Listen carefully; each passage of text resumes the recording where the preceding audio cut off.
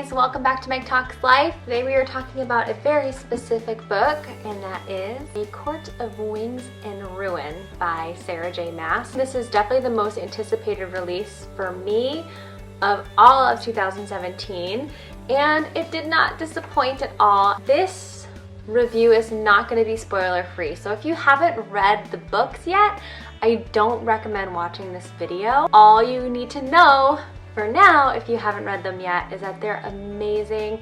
They're worth the wait. I really enjoy Sarah J Maas's writing style. I love that she stays, for the most part, in the point of view of Feyre throughout the entire book series.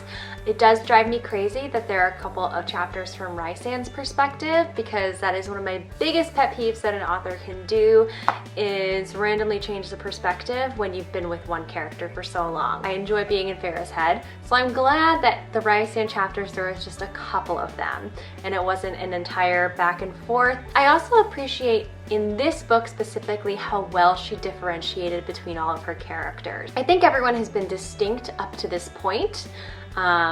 Cassian and Azriel, I've been wanting more from their characters from the very beginning of meeting them in A Court of Mist and Fury, and this was kind of a really great example of two characters who have a lot of similarities but are so distinct thanks to the writing and just attributes that the author has given them. So I thought that was fantastic. I mean, it was a love triangle, but they added two more aspects to it, adding in the aspect of potentially Azriel and Elaine, adding to that Elaine was Lucian's mate, made for a lot of complications, and then Cassian and Nesta and Moore's jealousy regarding that. Was she jealous? Was she just being kind of protective in a sisterly way? I don't know, but it worked. I thought the development of the sisters was really good. However, I did think that the surprise storyline arc for Elaine was very predictable, which I was fine with. The only other problem I had with Elaine's storyline is the reluctance to Lucian from the start. And this is a bigger problem I have overall with Feyre.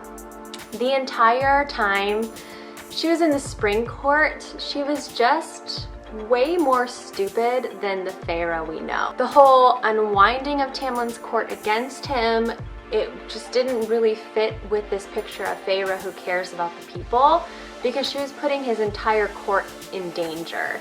And I don't think that that's something she would have overlooked. I think she would have found a way to get back at Tamlin without risking the lives of all the people around her that she herself had risked her life for in the first books. Going back to the whole love hexagon triangle thing that was going on, I love that she doesn't feel like everyone needs to have this perfect match. I feel like there are so many authors in the YA area, everything is too matchy-matchy, like that everyone has a boyfriend or a girlfriend, or they choose to be alone on their own, and she doesn't do that. You know, not every main character has an exact match.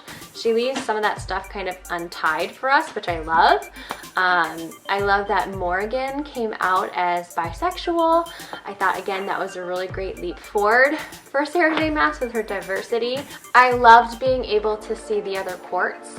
I know we got to travel a little bit in the last book, but meeting all these different characters from the Winter Court, from Dawn Court, and there was such a variety, I guess you could say, of different characters and different cultures, and it was kind of cool to see more of this world that we've been ingrained in for the last couple of books. I'm just so excited to be able to continue in this world. For Feyre and Feysand, I thought this was the perfect, most fitting end for them.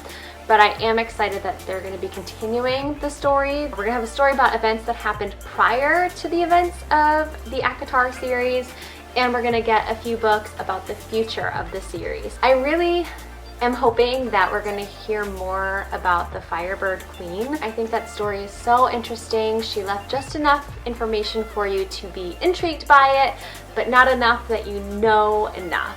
Does that make sense? Makes sense in my head. Sarah J Maas, you're not watching my video, but please expand upon it, please. There are a million things I could say about this book, but I hope that you guys agree with me, that you have the same thoughts. I hope that you enjoyed the book. If you didn't, feel free to leave in the comments below why. I know there's always a lot of conversation around Sarah J Maas whenever she has a book come out, but I am a fan of her books, of her writing, and that she's always progressing towards being better. I'm a fan. I loved this book. I gave it 5 stars, and I will give it 5 stars here as well. I highly recommend that you pick up this series. It is my favorite of the last year. And yes, I will be back again very soon with another video. And I will see you guys next time. Thanks. Bye.